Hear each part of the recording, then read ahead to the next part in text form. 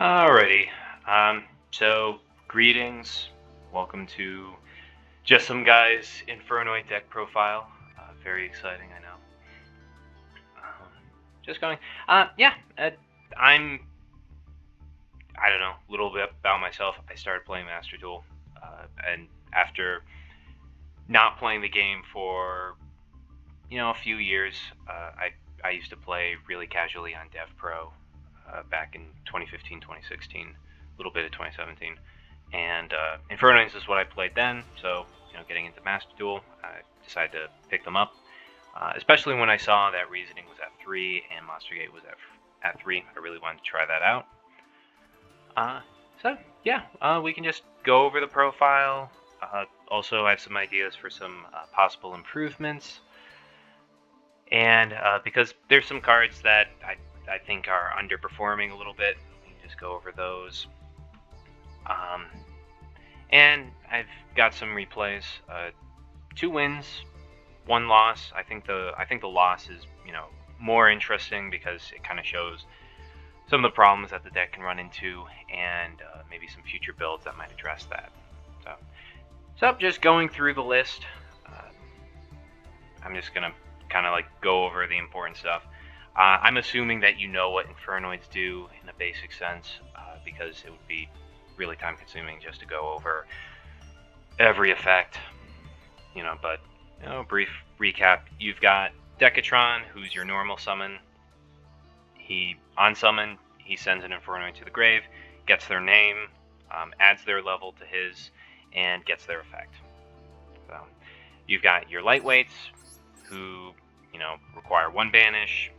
They have their own effect for removal, so they can tribute to banish from your opponent's graveyard during your opponent's turn.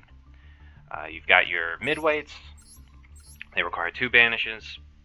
I'm explaining Infernoids. I said I hope you know what they are, and I'm explaining them anyways. But yeah, and then you've got your big guys. For the deck, this is a very standard lineup. You only need to really run one of the little guys and the midweights, because you don't want your hand to be too clogged. For the heavyweights, though, you want to run 2 of each, because you don't want to, say, run a Reasoning, send one to the grave, and have your Imagination be dead. You don't want to activate Void Feast and then have your Imagination be dead. You want to run 2 of each.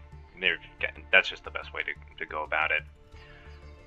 We run 1 effect failure. The effect failure is for the Selene. We run that.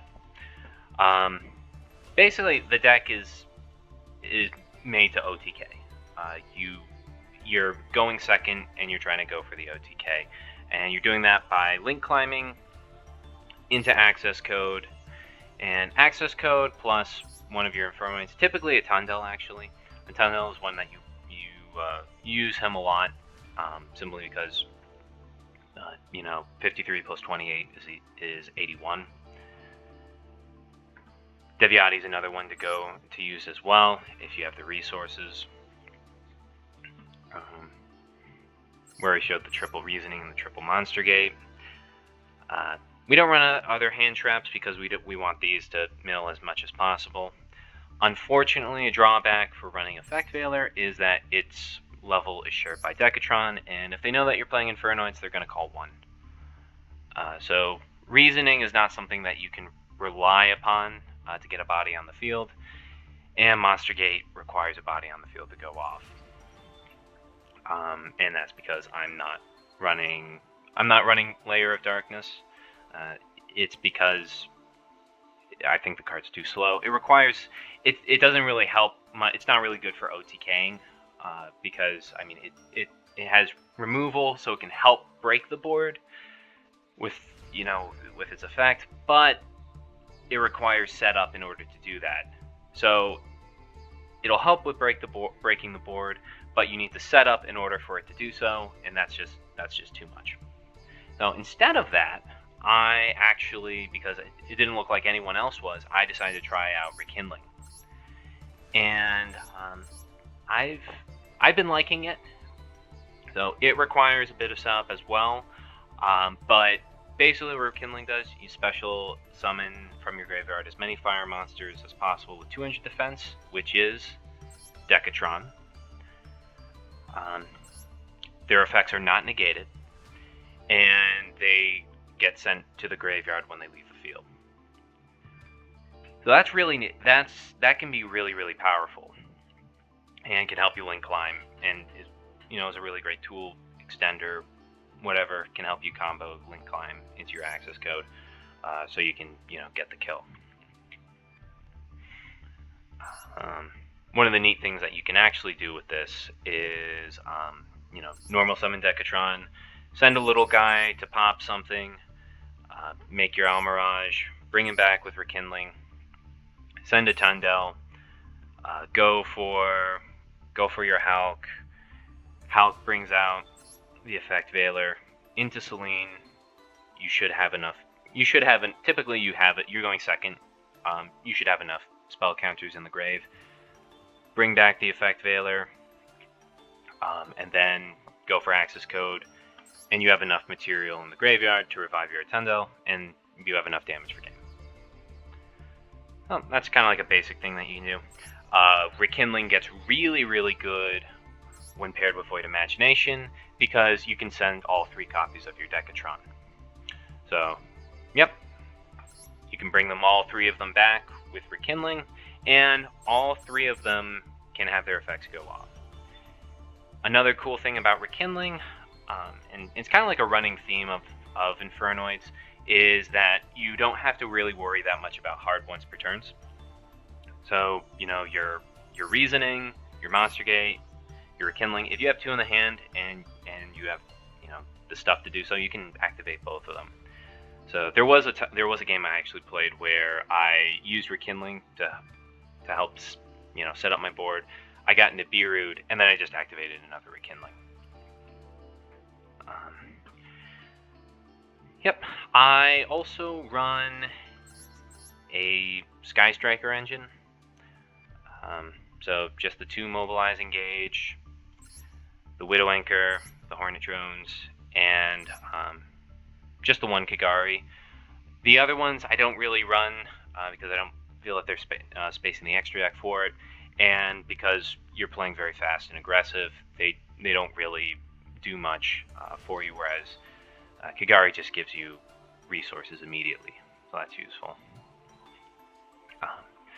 Mobilize Engage, it's a good Ash bait, which is nice. It's good. It's good to activate before you activate Reasoning. It might throw your opponent off, so they'll call 4. That's nice.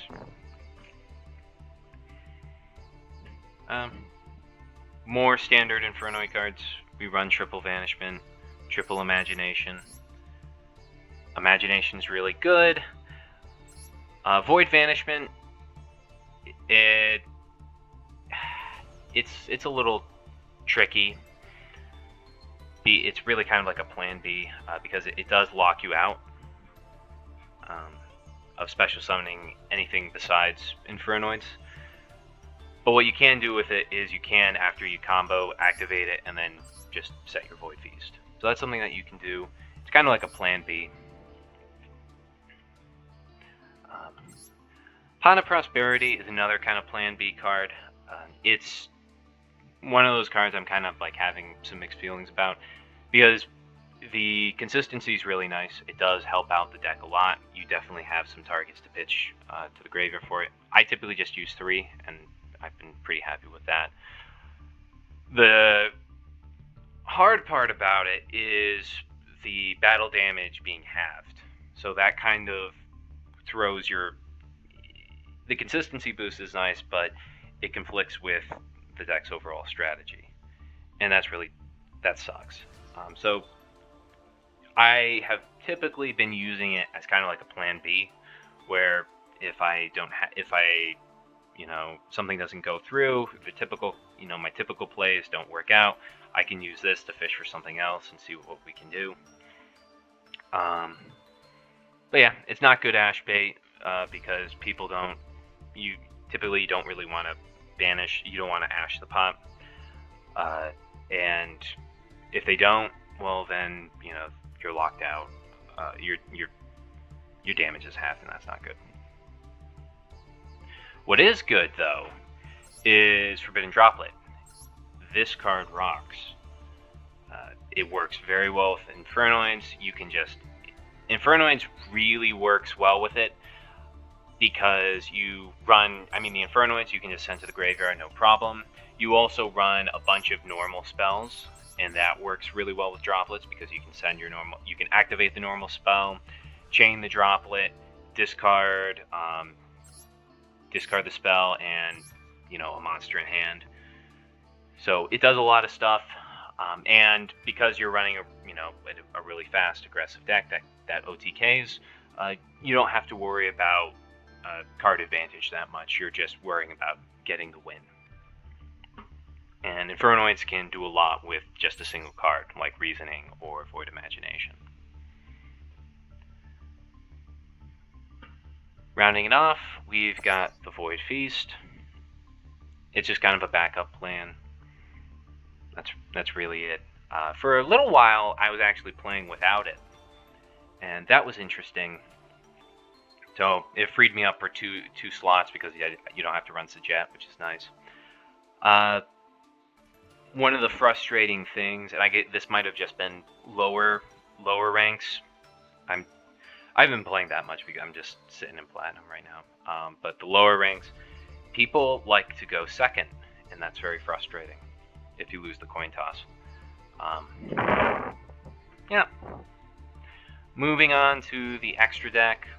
I mean, a lot of these, if you've seen Infernoid deck profiles before, a lot of these should look familiar. I mean, you got the Triple Entis, which is nice to have.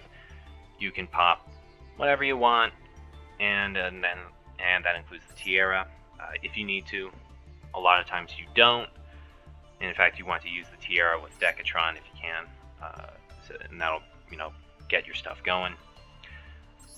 2 Tiara, no real need to run 3. 1 Kagari, we already went over her. 1 Relinquished Anima, very useful card. Not so much for his, taking his snatching effect, but because 1, he's a spellcaster, which can help you when going into Selene. That's kind of like a backup if, say, you drew Effect Veiler and you pitched it from your hand. Your Decatron can go into an Anima, and then you can special summon your Selene. No problem. The other part is, it's just easy to get your Decatron into the grave, so that you can bring him back for Kindling. So, say you have a Reasoning or a Monster Gate go off and you special summon the Decatron, there might be a situation where you actually don't want to activate his effect, so you can keep the level at 1, so you can put bring out the Anima and bring him back, and then just go off with Hulk and link climb into Access Code.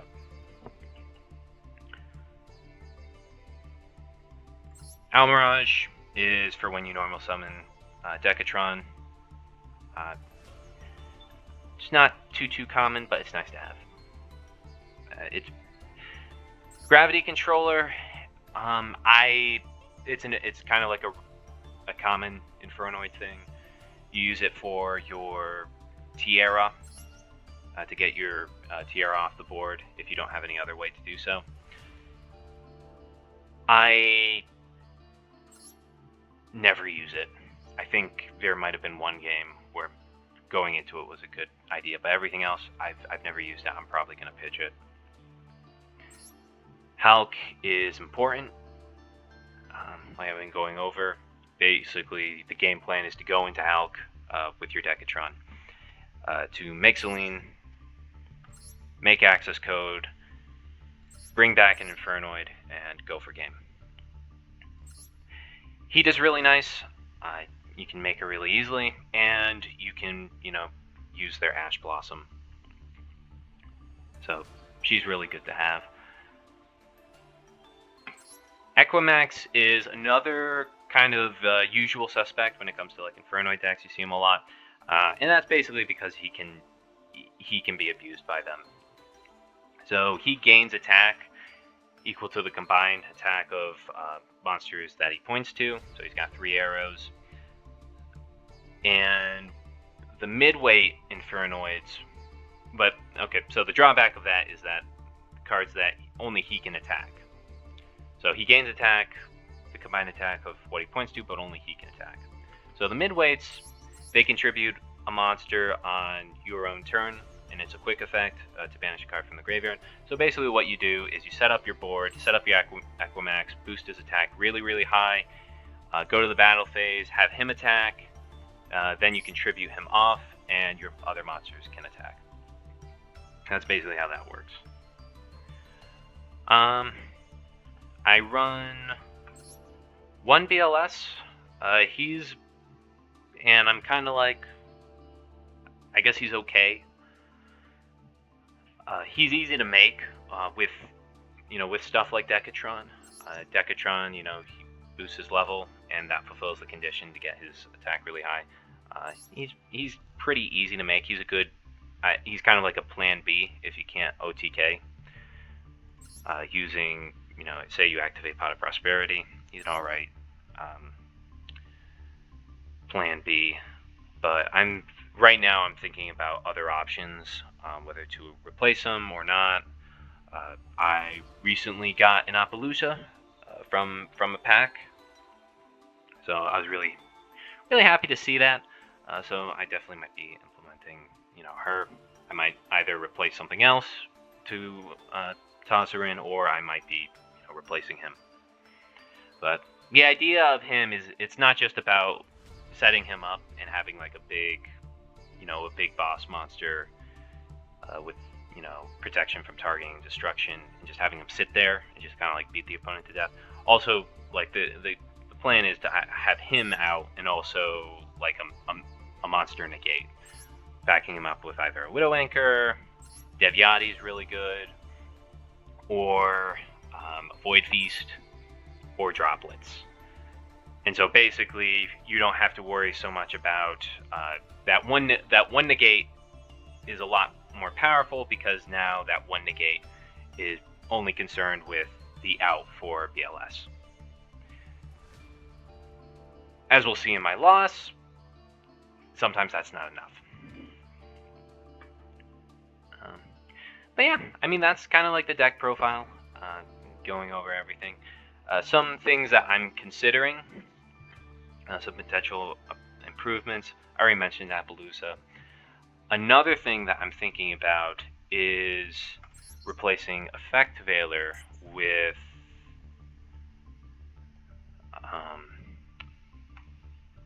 Knight's End Sorcerer.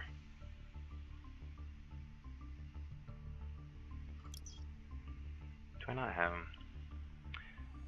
I think I just misspelled him. Jeez.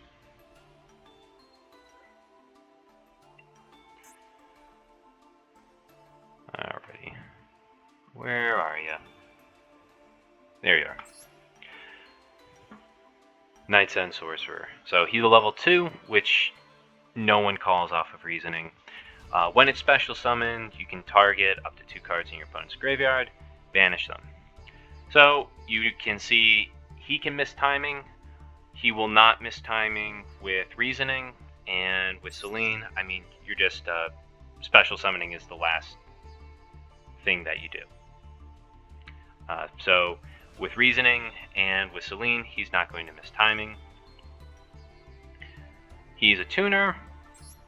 He's not good in the hand. Like, Effect Veiler is obviously better in the hand than he is, but you only run one, so more often they're going to be in the deck. Hulk will negate the effect, so you don't get the banish off of it, but Selene does not negate the effect. So your normal combo, your normal Link Climb gets a lot better, because now you can banish 2 cards in the graveyard. That might be really useful.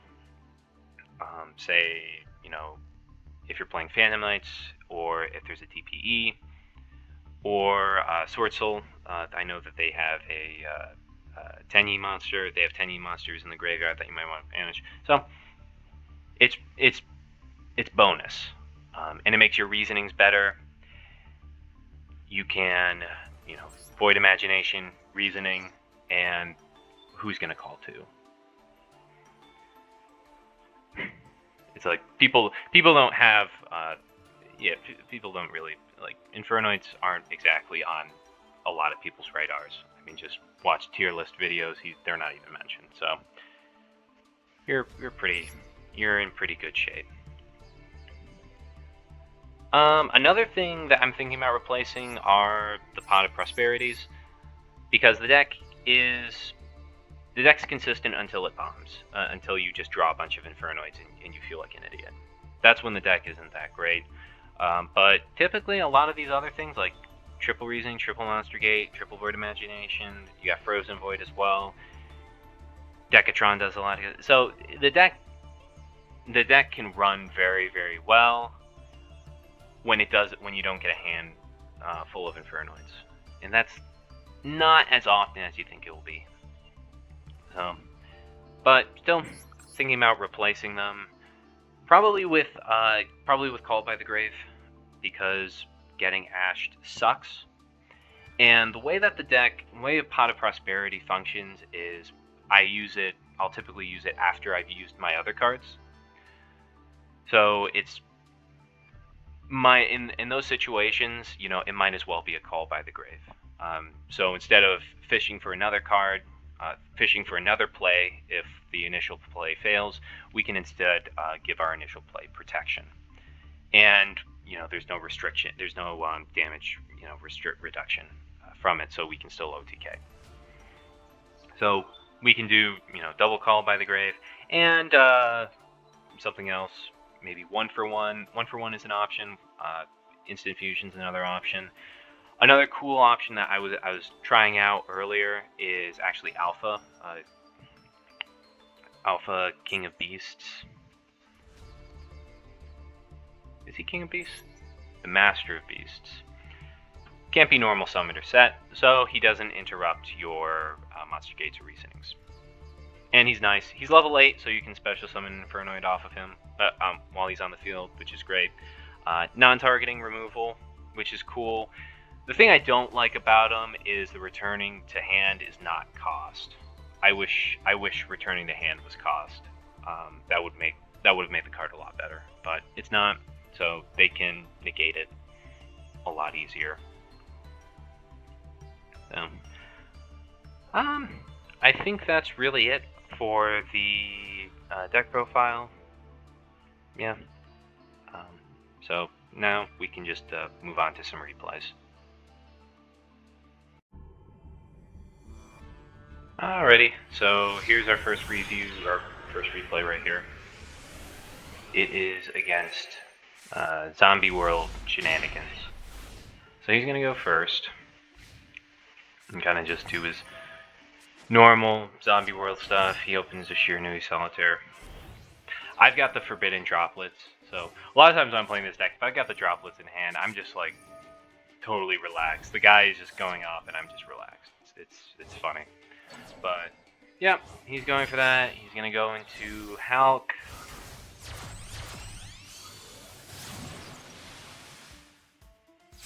Hulk is gonna bring out the Glow Up Bloom. Glow Up Bloom is going to bring out Linkaribo to get it in the graveyard, and then he's gonna, bring out the big baddie, Baller Drock, to make Vampire Sucker, so he can get a draw. Face down, so I kind of flex on him. So yeah, he brings out the Baller Drock. I kind of flex on him a little bit, just by doing the engage, doing the Hornets, and then chaining that, and just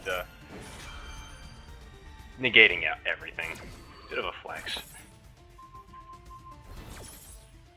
Bam. So then we can do that. We get the Widow Anchor.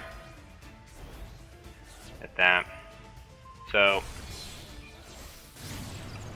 yeah, so right there, I popped the zombie world instead of the back row.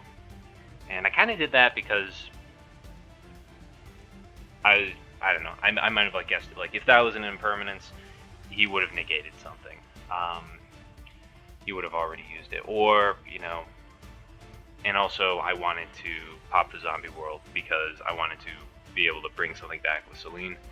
Honestly, that was kind of, it's kind of stupid. I have Widow Anchor in my hand. I could, you know, take something. I've got enough stuff to take something. So I could have Monster Gate, chain Widow Anchor, grab something, have everything I need. So, yeah. But in the end, it doesn't really matter. I bring back the Hornet Drone. Activate the Monster Gate. Sometimes the Monster Gate doesn't give you as much as you like. But we send a Tundel to the grave, and that's really important. You have to make sure you have a Tundel or Deviati in the grave in order to get the USDK off. And then, you know, just normal stuff. Hulk, going into Effect Veiler. We make the Anima right here, so we have one extra pop.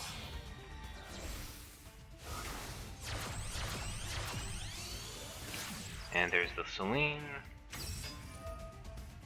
Celine has 4 counters. So, yep, so we're going to bring back the Effect Veiler. One of the cool things is about if we ran Knights and Sorcerer instead, I mean, we would get the 2 banishes right now, which isn't like, I mean, maybe banishing Linkuriboh is something, but also because we have we're going to be bringing out our Tundel, it gives us easy access to Baron de Fleur. And basically, if we have, in case we can OTK, so we can bring out Baron de Fleur, and then next turn, if we have some counters, we can even summon Knights and Sorcerer again. Get 2 more banishes, we just have to make sure that we don't miss timing. So, yeah. We made Baron de Fleur, and if we actually here we find it, we send Sajet instead, we can make Borreload Savage Dragon. And we got Hulk right there. So yeah, there's some ideas for where the deck can go. But here, I'm just going to make access code. He's going to scoop.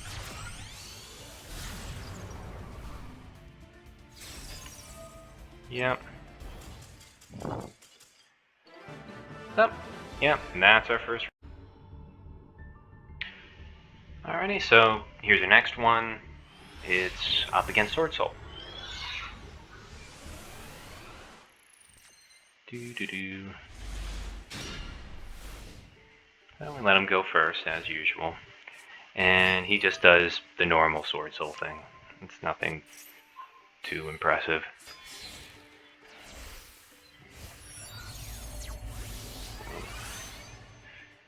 He makes his Grandmaster.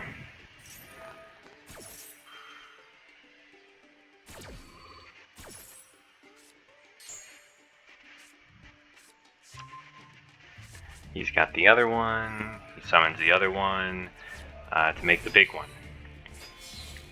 It's interesting that he, I don't know why he doesn't make Baron. I'm not a Sword Soul player, so I don't know the logic behind why choosing one over the other.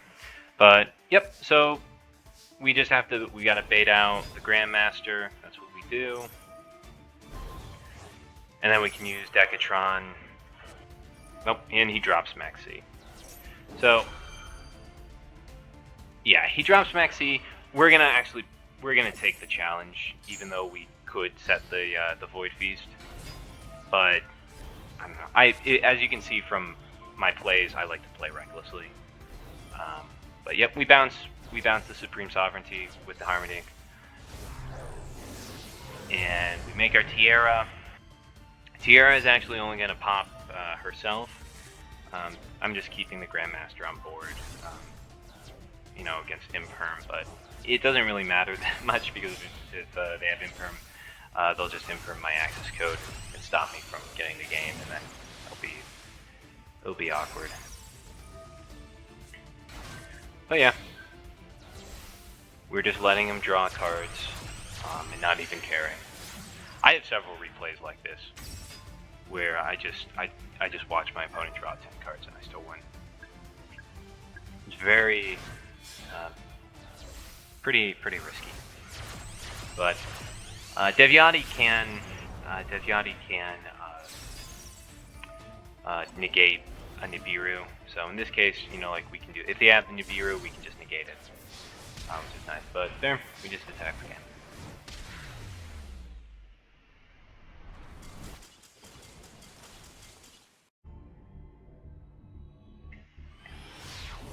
Ready? So here's the game I lose. It's up against Phantom Knights. He goes first.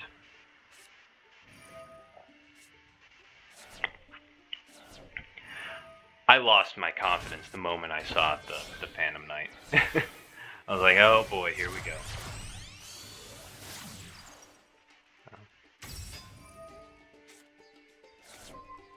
It turns out the thing that really is annoying is actually that Nan Yan. Because it keeps coming back, but it's kind of like further along.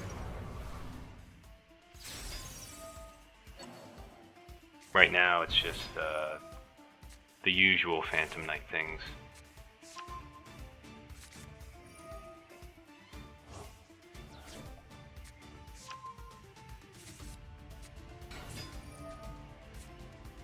Yep. I saw that he pitched Maxi, and I was thinking it was that he either had another hand trap or he had a Destiny Hero. But then I saw the Union Carrier and like, okay, he's not going for that. So he tries to lock me out of the extra deck.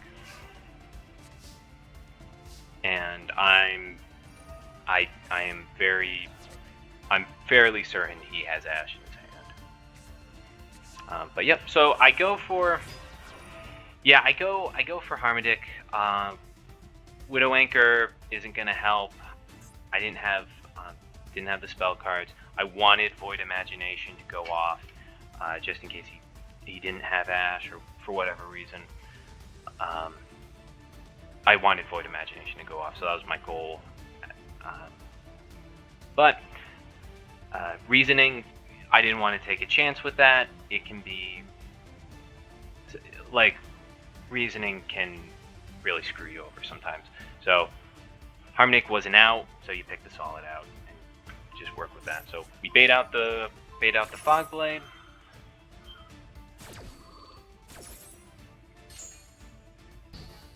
And then Atra can do that. Take a crack at the Imagination, it gets ashed. So now we can go into Hida.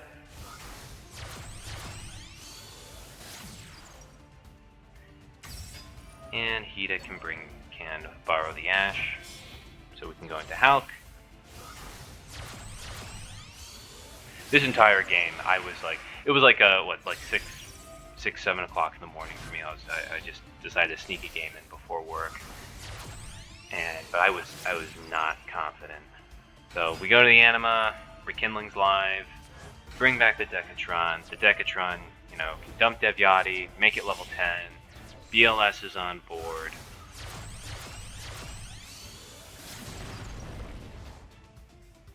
And then we back him up with Devyati. So we're just like, okay, let's see if we can get through this.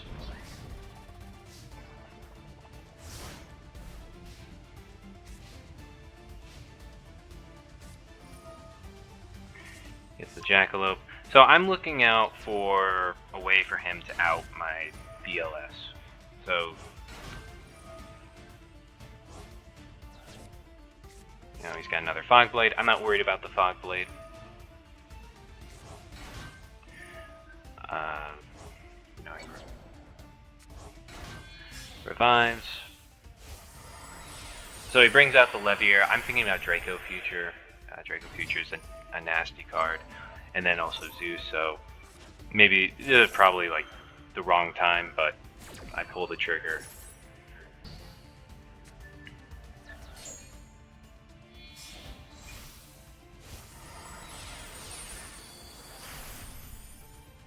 This allows him to go into Break Sword, which is all he needs to do.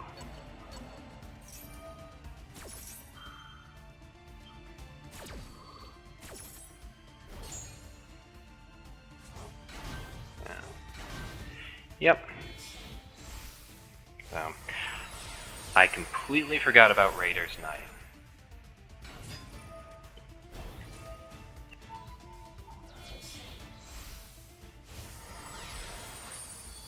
And from here, it's just kind of, we can fast through this. So, he negates BLS. All I have is Ruin Droplet. I'm like, okay. He top decks Tour Guide, summons the Nyanya, or is that Nyanya? What is this? Yeah, virtual human. Yeah, Nyanya. He summons it like a third time. It's crazy, but yeah, he's just kind of comboing off now. I don't know why I named the Gossip Shadow, but yeah, we get the Zeus.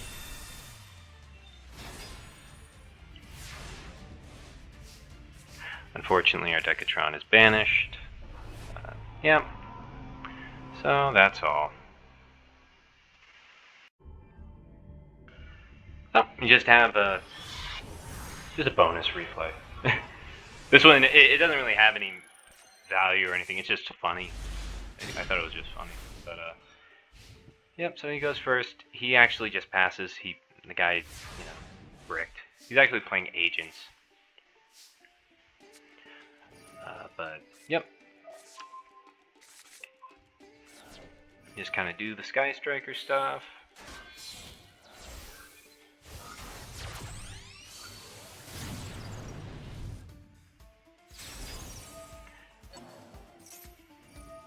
And he heralds it.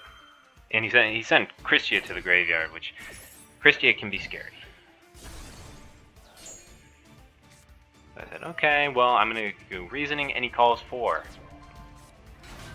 Which is nice, so we get our Decatron, and Void Imagination doesn't decrease Decatron's level, but it doesn't matter. We just activate the Feast. And the cool thing about Devyati is that her effects are not once per turn. So I can use both of these Devyatis in one turn. So he wants to reborn the Christia. I negate the Reborn. He tries to negate my negate. And I negate his negate. So I just thought it was a funny little back and forth.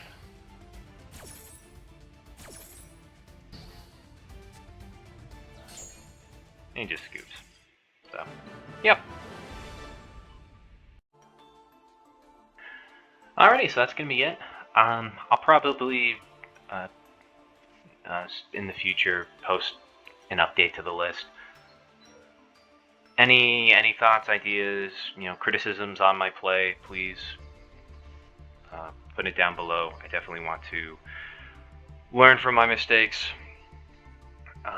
and actually, play the game properly. So, yep, that's it. Have a good one. Take it easy.